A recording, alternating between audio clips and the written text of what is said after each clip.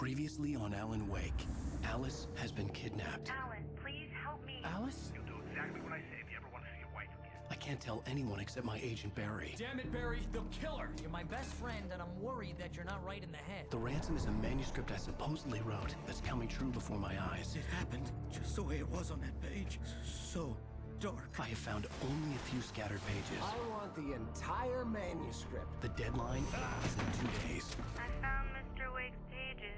Good girl. How the hell did she get her hands on the manuscript anyway? I don't know. She's resourceful. I told you you were too hard on her.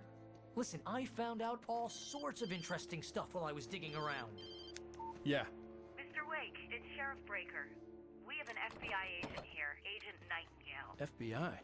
He's anxious to see you. You'd better come to the station. Okay, I'll be right over, Sheriff. Let's make this quick, huh? Help you folks? Name's Randolph. I'm the manager. We're looking for Rose. Works as a waitress down at the diner. Rose, sure. Nice girl. Who wants to know? I'm Alan Wake. The writer, huh? I heard on the radio you were visiting. Well, I'll show you her trailer. That Rose, she's a nice girl. Always pays her rent on time. As I was saying, Al, I found all sorts of weird stuff from the local newspaper's archives.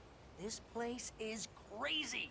Disappearances, mysterious deaths, urban legends come true, and get this, most of this stuff takes place around Cauldron Lake. Well, you ain't wrong, mister. The Indians thought the lake was a doorway to the underworld. I'm the God-fearing type myself. I don't hold with that sort of thing. Yeah, okay. Anyway, there was an island there owned by a guy called Thomas Zane. Now, some of the articles I found about him make him out to be a famous writer, but I ran a bunch of searches, couldn't find a single thing he wrote. Zane was heavily into diving, so much so that the place came to be called Diver's Isle. But the volcano under the lake erupted in 1970, and Zane went down with the island.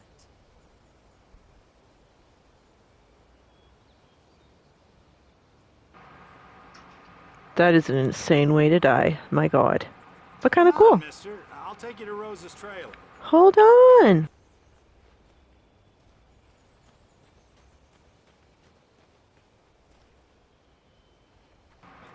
I hope I never have to drive again in this game. That was horrible. And laughable. Just follow me. It's not far.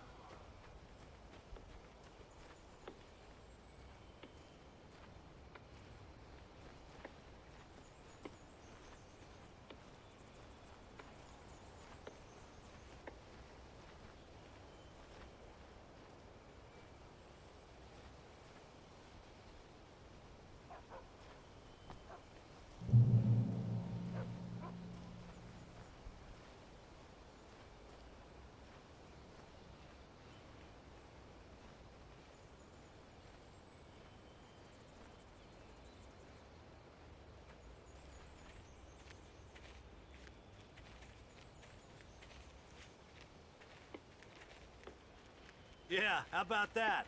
It was there in the morning, as if it had fallen from the sky. But it would take a tornado to lift something like that. We're damn lucky it didn't crush any of the trailers.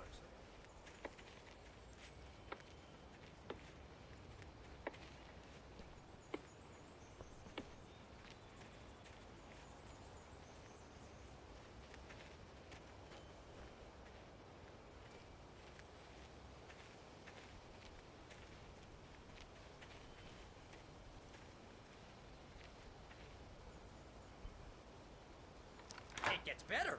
A local girl, Barbara Jagger, drowned in Cauldron Lake just a week earlier. They were lovers. Sure, Jagger's a local spook story. The Scratching Hag comes for you in the dark. Childish stuff like that. Anyway, Al, I'm just getting to the best part. All of the articles about this stuff were written by Cynthia Weaver. I asked around, and she's that crazy bag lady you met. What, the lamp lady? She can be a little loopy, but she's not homeless or anything. Yeah, anyway, she knew both Jagger and Zane before they both died, and she had some kind of a breakdown.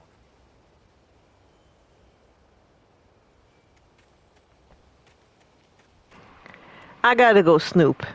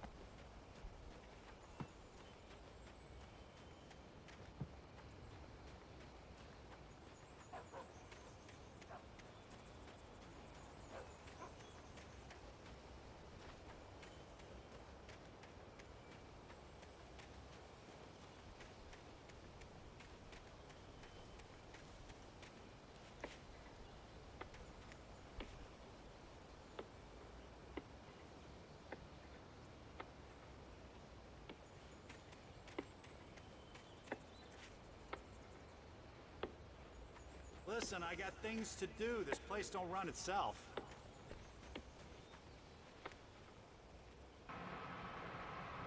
What would you say you do here, sir? No one's mowing the grass. Give me a break, mister. Can we just get a move on? Oh my god.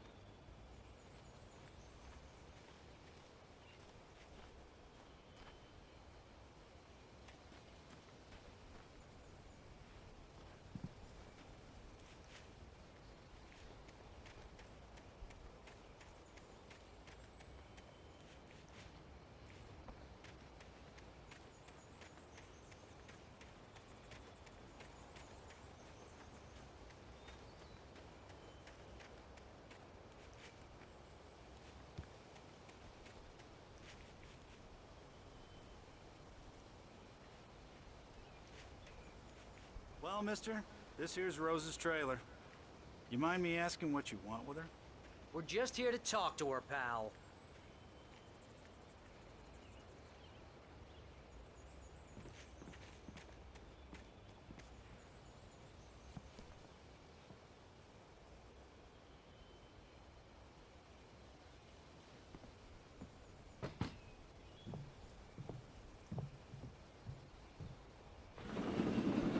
come to... Oh dear, Mr. Wake. I'm so glad you're here. Rose, you have my manuscript? Oh.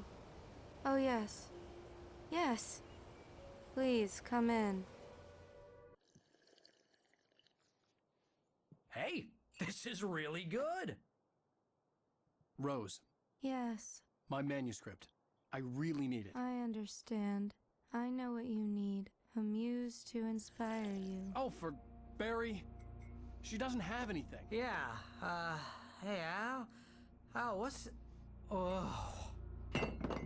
Barry! What? What?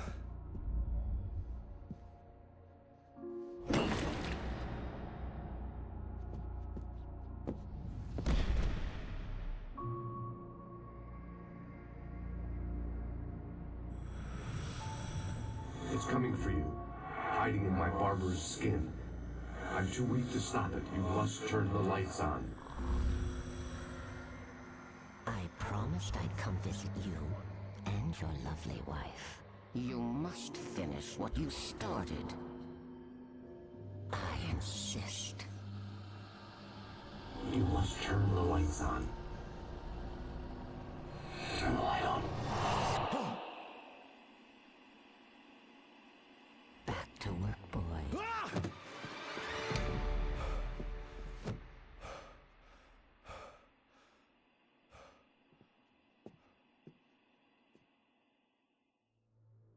I felt nauseous, hungover. Only anger kept me going. I can't tell reality from dream anymore, but it seems I have an imaginary editor to help me. She's an old woman in a funeral dress. I call her Barbara Jagger. She's very strict. I'm writing faster and faster. My manuscript is being heavily revised. The edits are getting very aggressive, and each day there's less of me and more of her. I hate it, but I know she's right. She promises me I can save Alice this way. She knows more of this than I do. About the complex incantation I'm attempting. About this place. She's worked with another writer under similar circumstances, Thomas Zane. The genre of the story seems to be shifting. It's turning into a horror story. I'm getting close. I can feel it.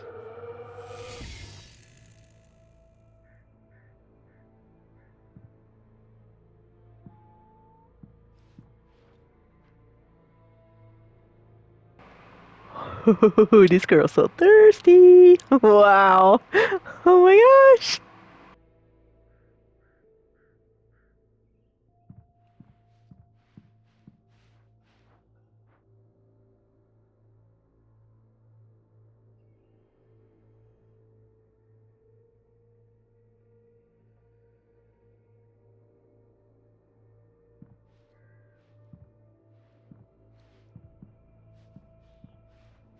Rose took a day from me. I had less than 12 hours left to meet the kidnapper. All I could do was get Barry into the car, work something out once I got on the road. Cooking with corn. Oh my gosh, that's fantastic. Oh lordy. Welcome to the Oh Dear Diner. What can I get you today? Coffee? I couldn't work up much hate for Rose. Something had used her to get to me and left its mark. First refill is free. Milk and sugar on the counter there. Would you like to hear today's specials? Thank you. A nice day. Come back soon.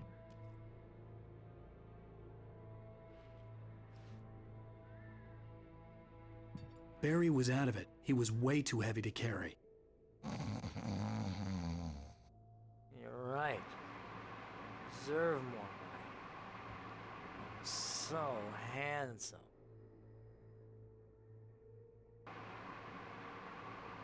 He's gonna have like the worst neck or even like lower back pain when he wakes up. That's horrible.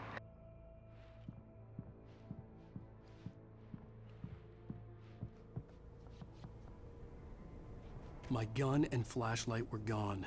I'd have to find a way to get Barry into the car as quickly as possible. There was no time to waste.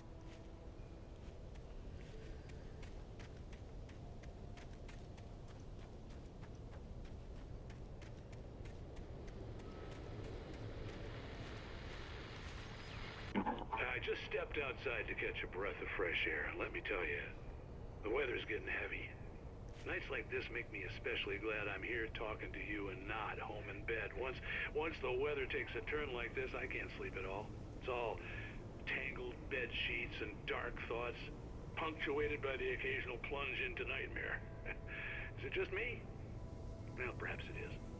But I hope I can make the night a little bit easier to get through. Caller, you're on KBF FM. Hey, Pat, it's Walt Snyder. What's on your mind, Walt? Well, I am the way you are, but, well, I can't sleep either, you know? I just been staring out the window here, trying to make sense of it all, but, I ain't been drinking either, you know? I just... Well, you sound like a man with a problem, Walt. I had a, argument with Danny. You know Danny, and, then I got in trouble with the law, you know, and, I'm just, well... I heard something like that, Walt. Yeah. Well, you know, he's, Danny's my best friend, and, they let me, bail today. And now I'm just alone here at the window, you know, waiting. Man, and there's something in the air tonight, man. I was just outside looking up at the sky above our broadcast tower thinking the same thing. What are you waiting for, Walt? I don't know. You know, something's gonna happen. You know, I think I better go. Well, Walt, maybe... No, thanks, Pat. Well, good luck to you, Walt. Hang in there. Let's take a little break, folks. This weather's really something else, huh?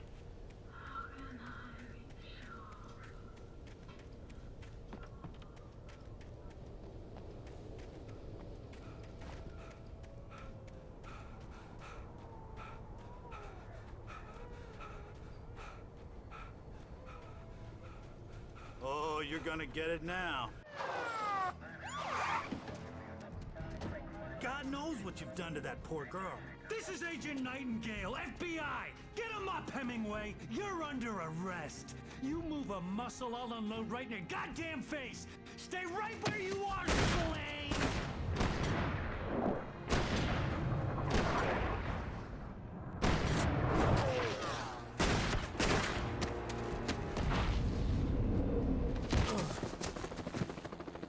What are? I'm standing right here, you goddamn maniac!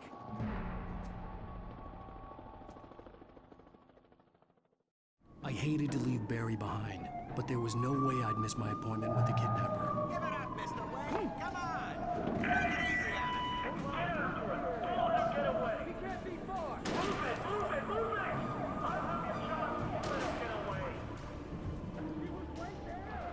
Oh god, am I going back to where they are? I'm trying to follow the yellow thingamajig. Yeah, because I just now realized that that's like my direction.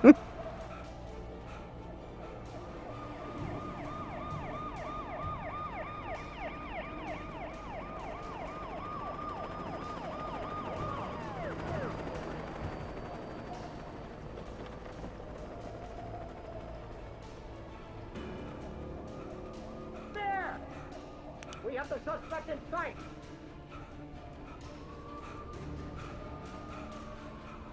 Okay, men. Keep your eyes peeled. He's gonna try to make it through here.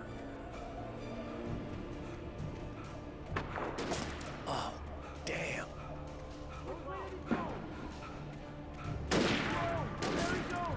Oh my god, oh god, they're shooting at me.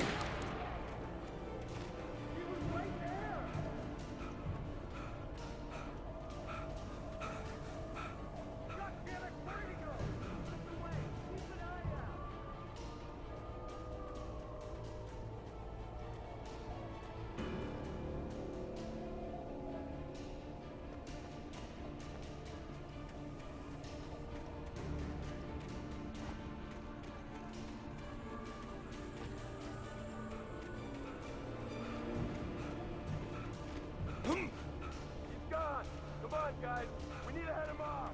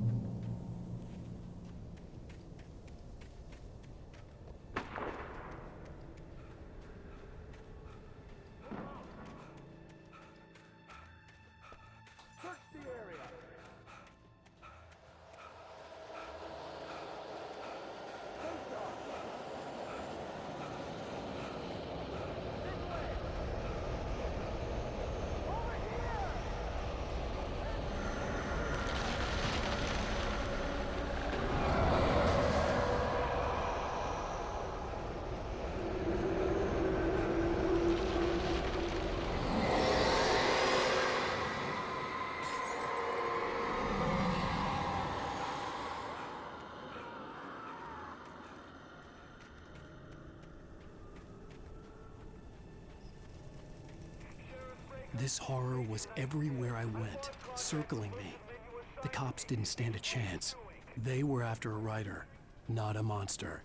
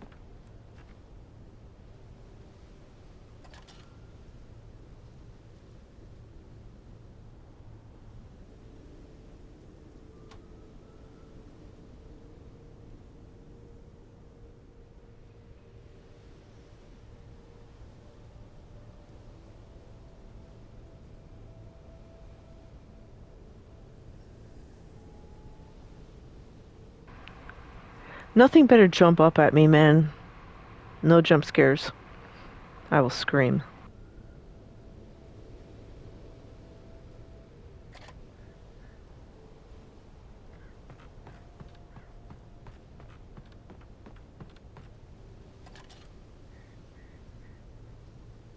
I could see the lights of the radio station in the distance.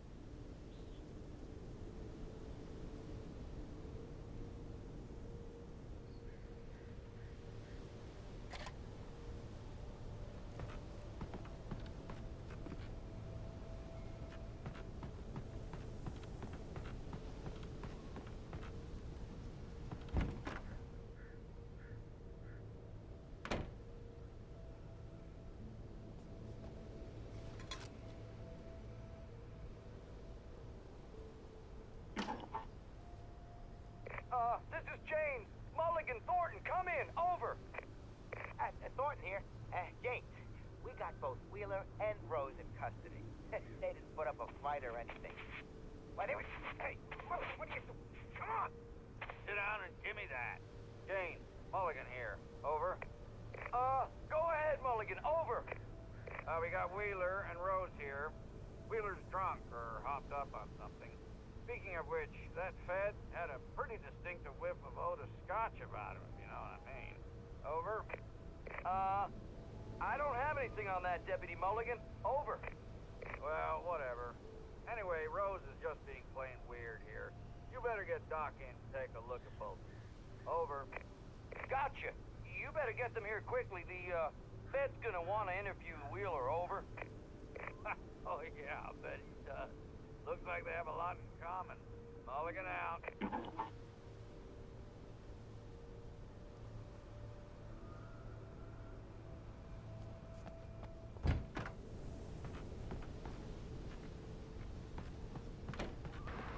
Oh, escape the police still. I'm not meant for this life of crime.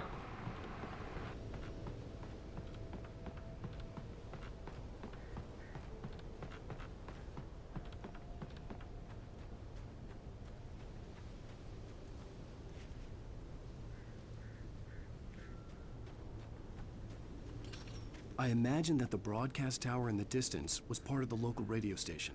Maine seemed like a decent guy. Perhaps he could give me directions to the coal mine. And maybe a gun and a flashlight?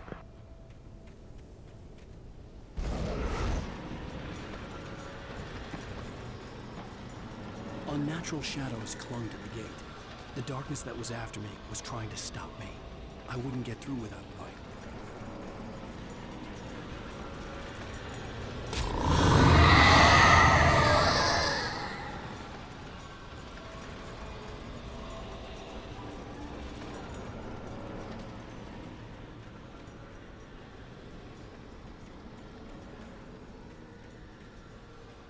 There was no power to the searchlight.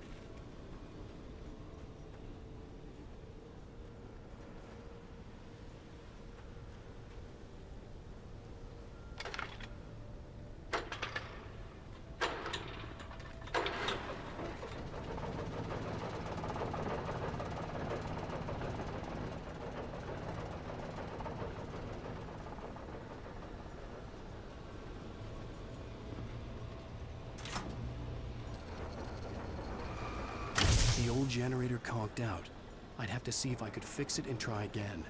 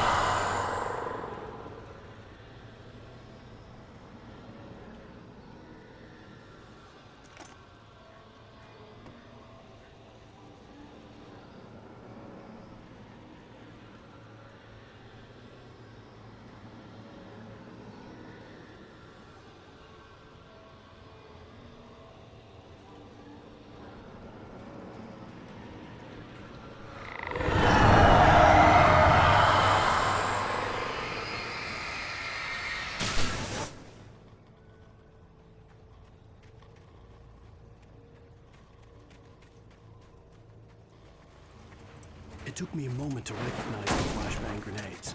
They were an ideal weapon for my situation. Team 1, come in. Over. Team 1, this is Sheriff Breaker. Report. Over. Team 2, come in. I need a report. Over. Come on, guys. Talk to me. Come in, please. Over. You have the right.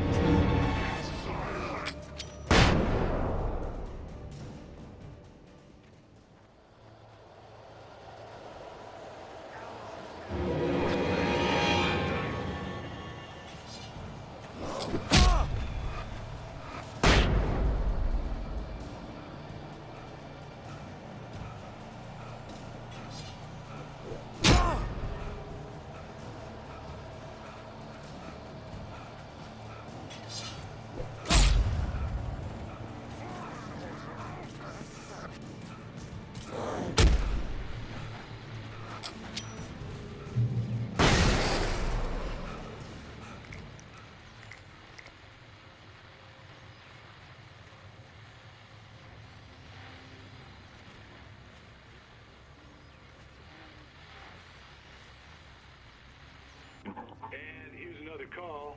You're on KBF-FM with Pat Maine. It's Milt Peabody, Pat. What's on your mind, Milt? Well, I live near the trailer park, Pat, and there's a big ruckus going on over there. Well, that's just up the road from me, too. What's going on, do you know?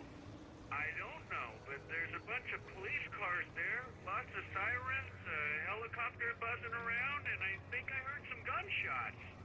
Gunshots? Yes, sir, like from a pistol. So can you find out what's going on? Because it's just next door and they're popping off guns there. They're still shooting? No, it was maybe 10, 15 minutes ago. It sounds serious, Pat. I'm telling you, it don't sound like no party. Well, I'm certainly going to give the station a call, Milt. Okay. You'll hear it here as soon as I hear from them. Okay, thanks.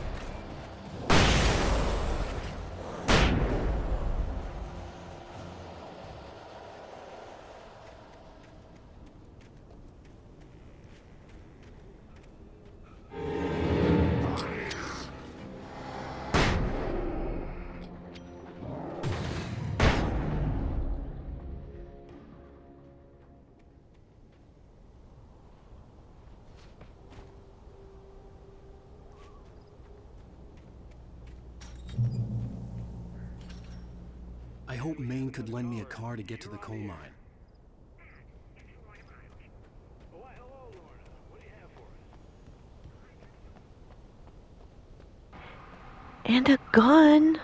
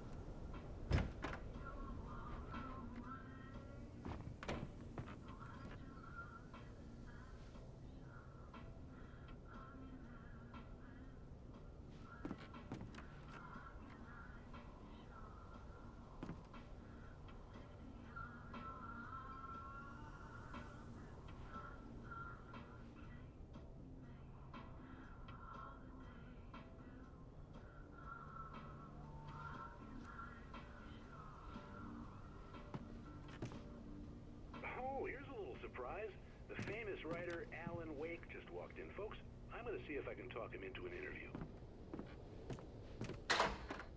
Come on in, Mr. Wake. Oh, I'm so glad you could find the time to do this, Mr. Wake. Nowhere to run now, Dan Brown. You back away from me. Don't hurt. Whoa. Everyone calm down. Put the gun down. We're all friends here, right? Cool your jets, Nightingale. We got him. Judas Priest! What the hell's the matter with you? There's a civilian in there.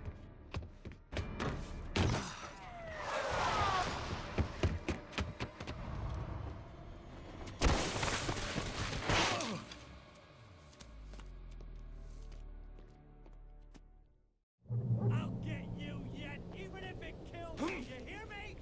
You hear me, H.P. Lovecraft? I had fallen off so many cliffs it was ridiculous. That's what you get for naming a book The Sudden Stop. It was probably good I hadn't had the chance to tell Maine where I was going. I'd have to lose the cops and find my own way to the mine.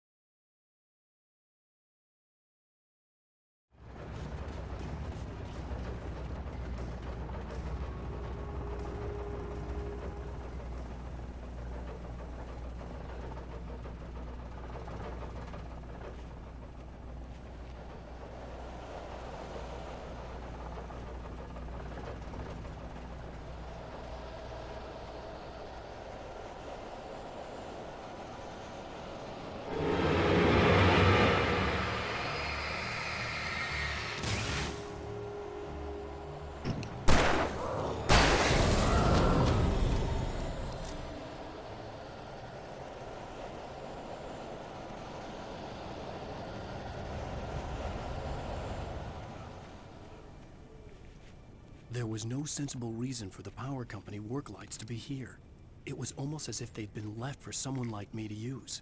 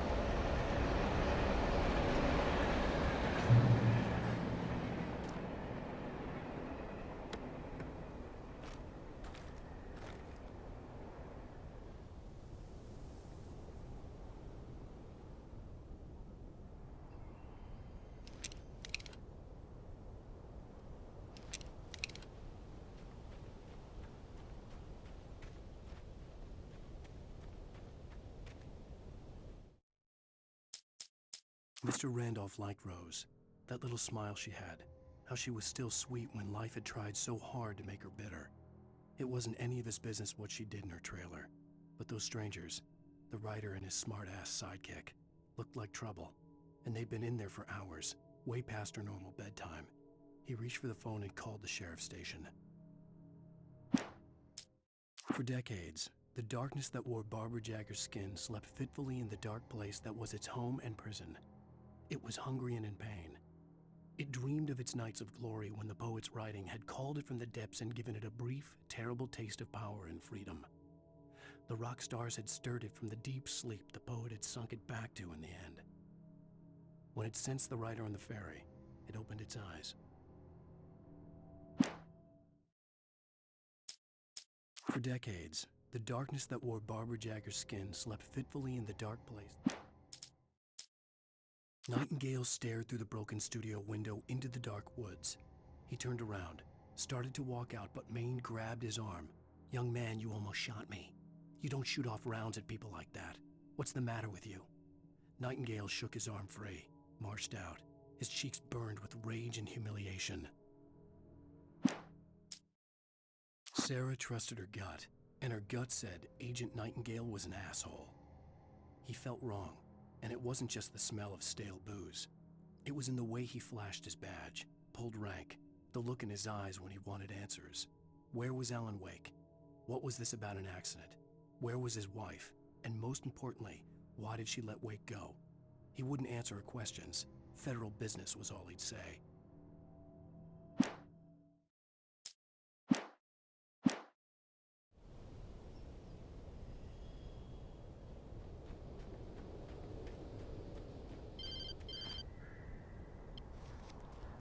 Hello? most stubborn man I've ever met. Alice? Alice? Alan. Alan. I'm so afraid. Keeps me in the dark. Please help me. I look at you, Alan, and it's not you. Something else. Looking out from behind your eyes. Alice, I'm here. I'm so alone here. It's all gonna go to hell. You need to be careful. Cooperate. The connection had been terrible, but that wasn't the only thing that hadn't been right with the call. She sounded wrong somehow, but she had called me.